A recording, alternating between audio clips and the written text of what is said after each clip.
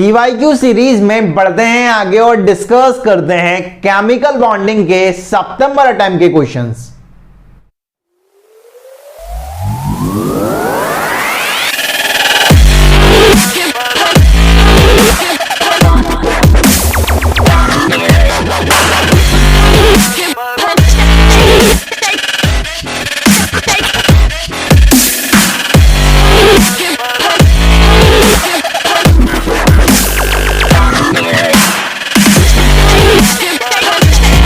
Hello everyone, this is chemistry Baba. Welcome to chemistry adda, एक ऐसा platform जहां पर आप केमिस्ट्री को फील करते हैं। और आज हम स्टार्ट करेंगे यार केमिकल बॉन्डिंग के सितंबर अटेम्प्ट के क्वेश्चन की। सितंबर अटेम्प्ट में केमिकल बॉन्डिंग से किस तरह के क्वेश्चन आए थे। जनवरी अटेम्प्ट के अपन पहले देख चुके हैं, अब बात करते हैं कि सितंबर अटेम्प्ट में केमिकल बॉन्डिंग से किस तरह के क्वेश्चन थे और कितनी रफ्तार के साथ आप उन क्वेश्चन के साथ खेल सकते हैं। स्टार्ट करते हैं सितंबर अटेम्प्ट केमिकल बॉन्डिंग की। केमिकल बॉन्डिंग से सबसे पहला क्वेश्चन सितंबर अटेम्प्ट में देखा जाता है यार 2 सितंबर मॉर्निंग शिफ्ट में एक क्वेश्चन था। मॉर्निंग शिफ्ट में क्वेश्चन कुछ इस तरह से था, if AB4 molecule is a polar molecule, a possible geometry of AB4 is. First option is square pyramidal, second option tetrahedral, third option square planar and fourth rectangular planar. ठीक है, AB4 आपके पास एक polar molecule है तो उसकी possible geometry क्या हो सकती है। अगर हम बात करें कि स्क्वायर pyramidal अगर है तो स्क्वायर pyramidal अगर होगा तो उसकी ज्योमेट्री कुछ इस तरह से होगी कि यहां पर ये बी होंगे, ठीक है, इसके पास, और एक क्या होना चाहिए, लोन पेयर होना चाहिए, स्क्वायर pyramidal हो जाएगा।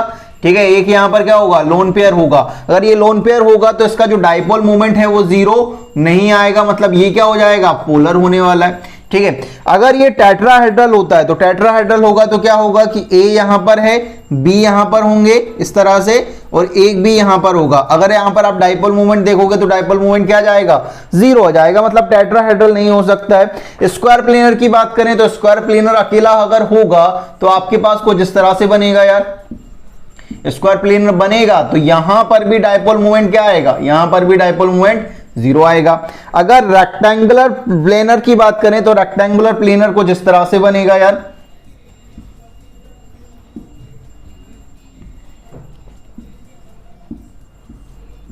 रेक्टेंगुलर प्लेनर, इसमें भी म्यू क्या होगा, जीरो होगा। मतलब इसका आंसर क्या जाएगा कि स्क्वायर pyramidal अगर आपका ज्योमेट्री होगी तो उस केस में आपका डाइपोल मोमेंट क्या होगा, जीरो नहीं होगा, मतलब वो मॉलिक्यूल क्या होने वाला है, पोलर होने वाला है। तो इसका पहला ऑप्शन स्क्वायर pyramidal हमारी ज्योमेट्री होने वाली है, क्योंकि स्क्वायर pyramidal ज्योमेट्री होगी तब ही हमारा क्या हो सकता है कि AB4 जो मॉलिक्यूल है वो पोलर हो सकता है। तो ये पहला क्वेश्चन था यार केमिकल बॉन्डिंग से 2 सितंबर मॉर्निंग शिफ्ट में। एक ही क्वेश्चन था, बहुत सरल क्वेश्चन था, ठीक है, बहुत रफ्तार के साथ इस क्वेश्चन के साथ आप खेल सकते थे। अब बात करते हैं कि 2 सितंबर इवनिंग शिफ्ट में केमिकल बॉन्डिंग से हमारे पास किस तरह के क्वेश्चन थे।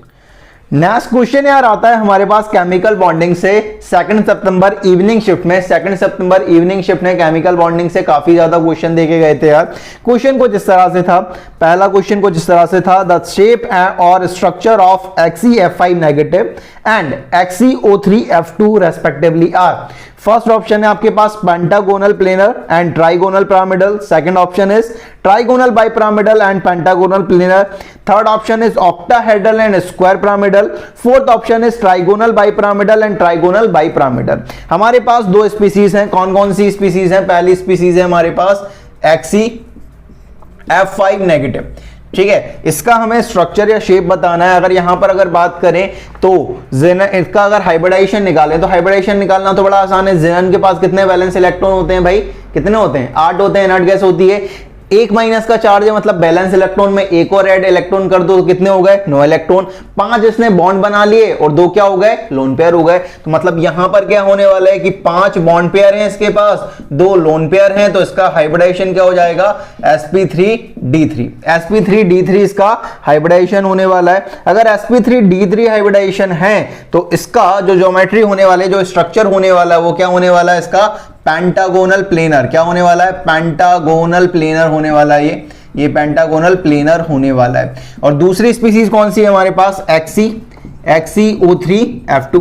HCO3F2 की बात करें, जिनन के पास कितने हैं, 8 वैलेंस इलेक्ट्रॉन है, उसने 6 इलेक्ट्रॉन ऑक्सीजन के साथ बॉन्डेड बनाने में यूज कर लिए होंगे और 2 इलेक्ट्रॉन फ्लोरीन के साथ। तो टोटल बॉन्ड कितने आएंगे, ऑक्सीजन 2 बॉन्ड बनाता है भाई, तो 3 ऑक्सीजन 3 बॉन्ड बनाएंगे और यहां पर आपके पास क्या होगा, ऑक्सीजन 2 बॉन्ड बनाता है तो 3 ऑक्सीजन 6 बॉन्ड बनाएंगे और फ्लोरीन आपका 2 बॉन्ड बनाने वाला है। तो बॉन्ड पेयर की बात करें तो बॉन्ड पेयर कितने होने वाले हैं, 3 यहां पर 2 यहां पर, मतलब कितने होने वाले हैं, 5 बॉन्ड पेयर होने वाले हैं। और 5 बॉन्ड पेयर मतलब हाइब्रिडाइजेशन क्या होगा, sp3d, और sp3d हाइब्रिडाइजेशन है तो ज्योमेट्री क्या आने वाली, सॉरी स्ट्रक्चर क्या आने वाला है आपका, ट्राइगोनल बाइपिरामिडल। क्या आने वाला है, trigonal bipyramidal, trigonal bipyramidal,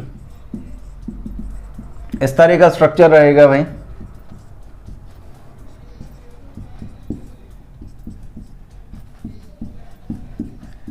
trigonal bipyramidal, trigonal bipyramidal structure रहने वाला है। ठीक है, तो आपका जो फर्स्ट ऑप्शन है pentagonal planar and trigonal bipyramidal, यही आपका करेक्ट ऑप्शन होने वाला है। ये पहला क्वेश्चन था 2 जनवरी इवनिंग शिफ्ट में। इवनिंग शिफ्ट में काफी सारे क्वेश्चन आए थे केमिकल बॉन्डिंग से, ये ध्यान रखेंगे। ठीक है, अपन क्या कर रहे हैं यार, केमिकल बॉन्डिंग तो साथ में कवर कर ही रहे हैं, लगभग जो एस ब्लॉक वाले क्वेश्चंस हैं जो अपन केमिकल बॉन्डिंग में ही पढ़ते हैं उसको भी यहां पर देख रहे हैं। कुछ पी ब्लॉक के भी क्वेश्चंस हैं जो अपन केमिकल बॉन्डिंग में पढ़ लेते हैं तो उसे भी यहां पर अपन कवर कर लेंगे। मतलब केमिकल बॉन्डिंग अपने आप में एक बड़ा चैप्टर होता है यार, कई सारे चैप्टर्स का वहां पर आपको बेसिक मिल जाएगा कि अगर आपको केमिकल बॉन्डिंग या आपको पीरियोडिक टेबल आता है तो ऑफ इनऑर्गेनिक के काफी सारे क्वेश्चंस वहां से ट्राई कर सकते हो। तो ये पहला क्वेश्चन था 2 सितंबर इवनिंग शिफ्ट में। अब बात करते हैं कि नेक्स्ट क्वेश्चन हमसे किस तरह का पूछा था। नेक्स्ट क्वेश्चन था यार हमारे पास, 2 element A and B have similar chemical properties. They don't form solid hydrogen carbonate but react with nitrogen to form nitride. A and B respectively are, पहला ऑप्शन है sodium and carbon, second option is lithium and magnesium, third option is caesium and barium and fourth option is sodium and rubidium. ठीक है, तो इसका answer क्या है भाई, lithium and magnesium, क्योंकि लिथियम और मैग्नीशियम जब वो नाइट्रोजन के साथ रिएक्ट करते हैं तो नाइट्राइड फॉर्म करते हैं। दूसरी बात की जो लिथियम और मैग्नीशियम के हाइड्रोजन कार्बोनेट होते हैं, ठीक है, वो सॉलिड स्टेट में एग्जिस्ट नहीं करते हैं, इस बात का ध्यान रखेंगे। और यहां पर एक चीज कॉमन देख रहे हो इन ऑप्शन में, ऑप्शन क्या है, सोडियम है आपके पास, ठीक है, आपके पास लिथियम है, आपके पास सीजियम है, आपके पास सोडियम है ऑप्शन में। ठीक है, तो अब यहां पर क्या है कि जो अल्कली मेटल के हाइड्रोजन कार्बोनेट होते हैं ना, वो सॉलिड स्टेट में एग्जिस्ट करते हैं except lithium hydrogen carbonate. Lithium hydrogen carbonate solid state में एग्जिस्ट नहीं करता, इस बात का ध्यान रखेंगे।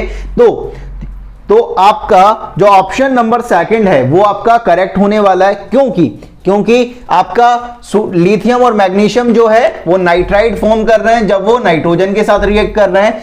हाइड्रोजन कार्बोनेट लिथियम और मैग्नीशियम के एग्जिस्ट नहीं करते हैं सॉलिड स्टेट में, और जितने भी अल्कली मेटल्स होते हैं उनके हाइड्रोजन कार्बोनेट सॉलिड स्टेट में एग्जिस्ट करते हैं, किसको छोड़कर, लिथियम हाइड्रोजन कार्बोनेट को छोड़कर। तो आपका ऑप्शन नंबर सेकंड जो है वो आपका करेक्ट होने वाला है, क्योंकि वही जो मैच है वही वो लिथियम के लिए है। भाई हाइड्रोजन कार्बोनेट जो है वो सॉलिड स्टेट में किस अल्कली मेटल का एग्जिस्ट नहीं करता, कि लिथियम का एग्जिस्ट नहीं करता।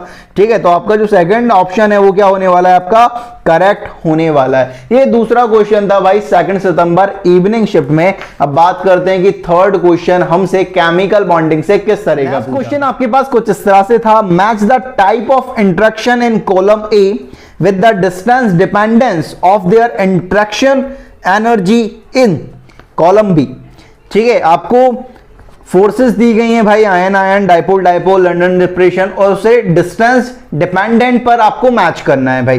ठीक है, तो आप इनको मैच करना है कि 1/r से डायरेक्टली प्रोपोर्शनल होगा, 1/r² के डायरेक्टली प्रोपोर्शनल होगा, 1/r³ के डायरेक्टली प्रोपोर्शनल होगा, या 1/r6 के डायरेक्टली प्रोपोर्शनल होगा। ठीक है, तो अब यहां पर थोड़ा सा देखेंगे यार कि जो हमारा आयन आयन फोर्स होता है, आयन आयन जो इंट्रैक्शन होता है वो डायरेक्टली प्रोपोर्शनल होता है 1/r के। ठीक है, 1/r के डायरेक्टली प्रोपोर्शनल होगा। अगर r बढ़ेगा तो आयन आयन इंट्रैक्शन क्या हो जाएगा, कम हो जाएगा। जो हमारा डाइपोल डाइपोल इंटरेक्शन है वो डायरेक्टली प्रोपोर्शनल होता है 1/r² के, 1/r² के डायरेक्टली प्रोपोर्शनल होगा। थर्ड है हमारे पास लंदन डिप्रेशन फोर्स, जो डायरेक्टली प्रोपोर्शनल होता है 1/r6 के। ये ध्यान रखना है, 1/r6 के डिपेंड होगा, मतलब r जैसे ही बढ़ेगा ये जो फोर्स है वो बहुत कम होने वाला है, इस बात का ध्यान रखेंगे। तो आपका जो ऑप्शन नंबर थर्ड है वो आपका क्या हो जाएगा, करेक्ट हो जाएगा। Ion ion is directly proportional to 1/r, dipole dipole is directly proportional to 1/r², London dispersion is directly proportional to 1/r6। ये आपका करेक्ट ऑप्शन होने वाला है, दैट इज ऑप्शन नंबर 3 आपका करेक्ट ऑप्शन था। केमिकल बॉन्डिंग से अभी तक अपन 3 क्वेश्चन देख चुके हैं 2 सितंबर इवनिंग शिफ्ट में। एक और क्वेश्चन की बात करते हैं कि फोर्थ क्वेश्चन हमसे किस तरह का क्वेश्चन यार हमारे पास केमिकल बॉन्डिंग से कुछ इस तरह से था। The molecular geometry of SFC is octahedral. What is the geometry of SFO including lone pair of electron if any? First option trigonal bipyramidal, second option square planar, third option tetrahedral, fourth option pyramidal. हमारे पास SF4 की बात करते हैं तो SF4 की अगर बात करें तो सल्फर के पास 6 बैलेंस इलेक्ट्रॉन है, 4 उसने यूज कर लिए बॉन्ड बनाने के लिए, तो 2 इलेक्ट्रॉन का 1 लोन पेयर, मतलब इसके पास क्या है भाई 4 बॉन्ड पेयर हैं और 1 लोन पेयर इसके पास होने वाला है। ठीक है, अब इसकी अगर ज्योमेट्री की बात करें तो इसकी ज्योमेट्री क्या रहने वाली है, trigonal bipyramidal. Trigonal bipyramidal geometry कुछ इस तरह से होने वाली है इसकी, सल्फर है F4 कुछ इस तरह से लगने वाले ये। ठीक है, ये ट्राइगोनल बाइपिरामिडल ज्योमेट्री आपको यहां पर देखने को मिल जाएगी। ट्राइगोनल बाइपिरामिडल आपकी ये ज्योमेट्री होने वाली है SF4 की। ठीक है, तो ये आपको ऑप्शन नंबर पहला आपको दिख ही जाएगा, उसे आप टिक मारोगे और आगे बढ़ोगे भाई। ठीक है, तो ज्योमेट्री हाइब्रिडाइजेशन इनसे लगातार क्वेश्चन पूछे जाते हैं, तो उनको थोड़ा सा ध्यान में रखें भाई। जो आपकी BSc PRT है, ठीक है, तो उसे थोड़ा सा ध्यान रखेंगे तो आपके बहुत आसानी से इन क्वेश्चन को आप खेल सकते हो यार। ठीक है, तो ये 2 सितंबर इवनिंग शिफ्ट की बात करी। इवनिंग शिफ्ट में हमारे पास टोटल 4 क्वेश्चन थे। ठीक है, समझ रहे हो, एक शिफ्ट में 4 क्वेश्चन थे भाई। ठीक है, 16 मार्क्स केमिकल बॉन्डिंग अकेला। ठीक है, तो केमिकल बॉन्डिंग को बहुत रफ्तार में पढ़ो दोस्त। ठीक है, बहुत अच्छी तरीके से पढ़ के जाओ, क्योंकि लगातार क्वेश्चन दे रहा है और बहुत ज्यादा क्वांटिटी में दे रहा है। ठीक है, तो वहां पर अपन को थोड़ा सा ज्यादा फोकस करना है। अब बात करते हैं कि 3 सितंबर मॉर्निंग शिफ्ट में केमिकल बॉन्डिंग से किस तरह के 3 सितंबर मॉर्निंग शिफ्ट में केमिकल बॉन्डिंग से हमारे पास 2 क्वेश्चन थे। पहला क्वेश्चन कुछ इस तरह से था, if the boiling point of H2O is 373 Kelvin, the boiling point of H2S will be first option greater than 300 Kelvin but less than 373 Kelvin, second option less than 300 Kelvin, third option equal to 373 Kelvin and fourth option is more than 373 Kelvin। ठीक है, अब यहां पर अपन boiling point की बात करते हैं, किस किस की, H2S और वाटर की। बॉइलिंग पॉइंट ऑफ H2S जो होगा वो लेस देन होता है बॉइलिंग पॉइंट ऑफ वाटर से। बॉइलिंग पॉइंट ऑफ वाटर से क्या होता है भाई, कम होता है। ठीक है, तो बॉइलिंग पॉइंट ऑफ H2S क्या होगा भाई, कम होगा बॉइलिंग पॉइंट ऑफ वाटर से। ठीक है, ऐसा देखा जाता है। क्यों होता है भाई ये, क्योंकि इसमें हाइड्रोजन बॉन्डिंग होती है यार। वाटर के केस में क्या होती है, हाइड्रोजन बॉन्डिंग होती है, जिसकी वजह से इसका बॉइलिंग पॉइंट इससे ज्यादा आता है। इसका बॉइलिंग पॉइंट हमको देके रखा हुआ है कितना भाई, 373 केल्विन। ठीक है, और H2S का जो बॉइलिंग पॉइंट होता है यार वो होता है हमारे पास 213 केल्विन। ठीक है, तो यहां पर क्या होने वाला है कि ये जो H2S है उसका जो बॉइलिंग पॉइंट है वो 300 केल्विन से क्या है, कम है। पहला ऑप्शन देखो greater than 300 kelvin but less than 373 kelvin, ये तो गलत हो गया भाई। दूसरा ऑप्शन है लेस देन 300 केल्विन, सही बात है। इक्वल टू 373 केल्विन, गलत बात है। मोर देन 373 केल्विन, ये भी गलत है। मतलब ये हमारा लेस देन 300 केल्विन हमारा क्या हो जाएगा, करेक्ट ऑप्शन होने वाला है। क्यों होने वाला है, क्योंकि वाटर के केस में हाइड्रोजन बॉन्डिंग होती है और इसके वजह से उसका बॉइलिंग पॉइंट H2S से ज्यादा आता है, और H2S का जो बॉइलिंग पॉइंट होता है वो कितना होता है, 213 केल्विन, ये ध्यान रखेंगे। ठीक है, तो ये हमारे पास पहला क्वेश्चन था 3 सितंबर मॉर्निंग शिफ्ट में। अब बात करते हैं कि नेक्स्ट क्वेश्चन हमसे किस तरह का पूछा था। नेक्स्ट क्वेश्चन यार हमारे पास कुछ इस तरह से था, of the species NO, NO positive, NO+2, NO negative, the one with minimum bond strength is. हमारे पास अलग अलग स्पीसीज देके रखी हैं, हमसे ये पूछा है कि इनमें से किस स्पीसीज का बॉन्ड स्ट्रेंथ सबसे मिनिमम होने वाला है। ठीक है, मतलब किसका बॉन्ड जो है वो कब सबसे कम क्या होगा, स्ट्रॉन्ग होगा, मतलब सबसे ज्यादा वीक कौन सा बॉन्ड होने वाला है, ये हमसे पूछा हुआ है। हमारे पास स्पीसीज कौन कौन सी है, NO+2 है, NO पॉजिटिव है, NO है और NO नेगेटिव है। अब इनको का थोड़ा गौर से देखें तो यहां पर टोटल इलेक्ट्रॉन NO+2 के पास कितने हैं 13, NO+ के पास कितने हैं 14, NO के पास कितने हैं 15 और NO नेगेटिव के पास कितने हैं 16।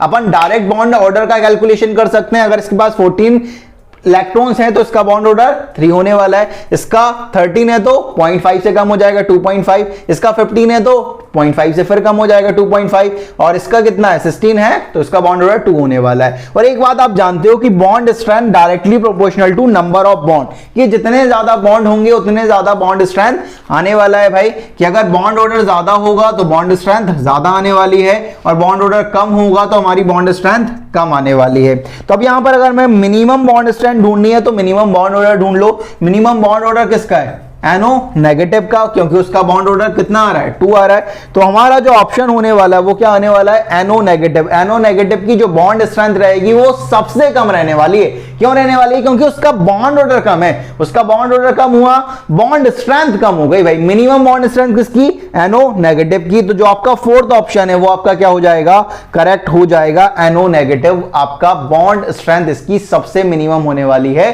इन चारों में भाई। ठीक है, तो ये 2 क्वेश्चन थे 3 सितंबर मॉर्निंग शिफ्ट में। अब बात करते हैं कि इवनिंग शिफ्ट में हमारे पास किस तरह के क्वेश्चन पूछे गए थे। 3 सितंबर इवनिंग शिफ्ट में हमारे पास एक क्वेश्चन था केमिकल बॉन्डिंग से। क्वेश्चन बड़ा अच्छा था। क्वेश्चन कुछ इस तरह से था, consider the following molecule and statement related to them. आपको एक मॉलिक्यूल दिया हुआ था ऑर्थोसैलिसाइक्लिक एसिड और बी जो मॉलिक्यूल गिवन था वो था आपके पास पैरासैलिसाइक्लिक एसिड।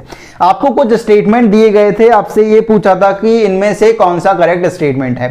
पहला स्टेटमेंट देखो, पहला स्टेटमेंट है B is more likely to be crystalline than A. जो आपका पैरासैलिसाइक्लिक एसिड है वो ज्यादा क्रिस्टलाइन नेचर का है एज कंपेयर टू ऑर्थोसैलिसाइक्लिक एसिड। ये बिल्कुल सही स्टेटमेंट है, क्योंकि जब आप ऑर्थोसैलिसाइक्लिक एसिड को देखते हो तो यहां पर आपको इंट्रामॉलिक्यूलर हाइड्रोजन बॉन्डिंग देखने को मिलती है, और वहां जब आप पैरासैलिसाइक्लिक एसिड को देखोगे तो आपको इंटरमॉलिक्यूलर हाइड्रोजन बॉन्डिंग देखने को मिलेगी। ठीक है, तो ऑर्थो में आपको इंट्रामॉलिक्यूलर हाइड्रोजन बॉन्डिंग देखने को मिल रही है और पैरा में आपको इंटरमॉलिक्यूलर हाइड्रोजन बॉन्डिंग देखने को मिल रही है। अगर पैरासैलिसाइक्लिक एसिड में इंटरमॉलिक्यूलर हाइड्रोजन बॉन्डिंग है तो यहां पर क्या होने वाली है, पैकेजिंग बहुत अच्छी होने वाली है ऑर्थोसैलिसाइक्लिक एसिड के कंपैरिजन में, तो ये ज्यादा क्रिस्टलाइन नेचर का होगा। मतलब पहला जो स्टेटमेंट गिवन है वो बिल्कुल सही गिवन है। सेकंड स्टेटमेंट को देखो, सेकंड स्टेटमेंट है आपके पास B has higher boiling point than A. B का बॉइलिंग पॉइंट ए से ज्यादा होगा, ये स्टेटमेंट भी बिल्कुल सही है, क्योंकि यहां पर इंटरमॉलिक्यूलर हाइड्रोजन बॉन्डिंग है और इंटरमॉलिक्यूलर हाइड्रोजन बॉन्डिंग की जो स्ट्रेंथ होती है वो इंट्रा से क्या होती है, ज्यादा होती है। अगर वो ज्यादा है तो आपको ज्यादा टेम्परेचर देना पड़ेगा, ज्यादा टेम्परेचर पर ये बॉइल होगा तो इसका बॉइलिंग पॉइंट क्या होगा भाई, ज्यादा होने वाला है। और थर्ड स्टेटमेंट आपके पास था we dissolve more readily than A in water. B जो है बहुत आसानी से डिसॉल्व हो जाएगा वाटर में एज कंपेयर टू ए। ये स्टेटमेंट भी बिल्कुल सही है, क्योंकि जो बी है पैरासैलिसाइक्लिक एसिड वो ज्यादा हाइड्रोजन बॉन्ड फॉर्म करेगा वाटर में, वाटर के साथ, तो ज्यादा सॉल्युबल होगा एज कंपेयर टू ए। ये दोनों सॉल्युबल होंगे ये कंफर्म बात है, लेकिन इन दोनों में से ज्यादा कौन होगा कि ये, क्योंकि ये एक्सटेंसिव हाइड्रोजन बॉन्डिंग करेगा और एक्सटेंसिव हाइड्रोजन बॉन्डिंग करेगा तो भाई ये तो ज्यादा सॉल्युबल होने वाला है। मतलब आपका जो तीनों स्टेटमेंट हैं वो क्या होने वाले हैं, करेक्ट होने वाले हैं। तो जो आपका थर्ड ऑप्शन है A B and C are true, ये आपका क्या हो जाएगा, करेक्ट हो जाएगा भाई, क्योंकि ये तीनों स्टेटमेंट जो गिवन थे ऑर्थोसैलिसाइक्लिक एंड पैरासैलिसाइक्लिक एसिड के वो बिल्कुल सही थे भाई। ठीक है, तो ये दोनों ऑप्शन आपके क्या हैं, करेक्ट होने वाले हैं। ये तीनों जो ऑप्शन हैं वो आपके करेक्ट होने वाले हैं। जो आपका थर्ड ऑप्शन है वो आपका करेक्ट हो जाएगा, तीनों स्टेटमेंट आपके सही हैं भाई। ये बात हुई 3 सितंबर इवनिंग शिफ्ट की। अभी तक अपन ने 3 सितंबर तक इवनिंग शिफ्ट तक जितने भी क्वेश्चन आए हुए हैं केमिकल बॉन्डिंग के वो कवर कर लिए हैं। अब जो 4 सितंबर से लेकर 6 सितंबर तक की कहानी है कि भाई कैसे क्वेश्चन आए थे, कितनी रफ्तार से साथ उनके साथ अपन खेल सकते हैं, उनकी बात अपन नेक्स्ट वीडियो में करने वाले हैं। तो इस वीडियो में बाबा जी की तरफ से इतना ही, मिलते हैं नेक्स्ट वीडियो में। तब तक के लिए पढ़ते रहें। जय हिंद, जय भारत।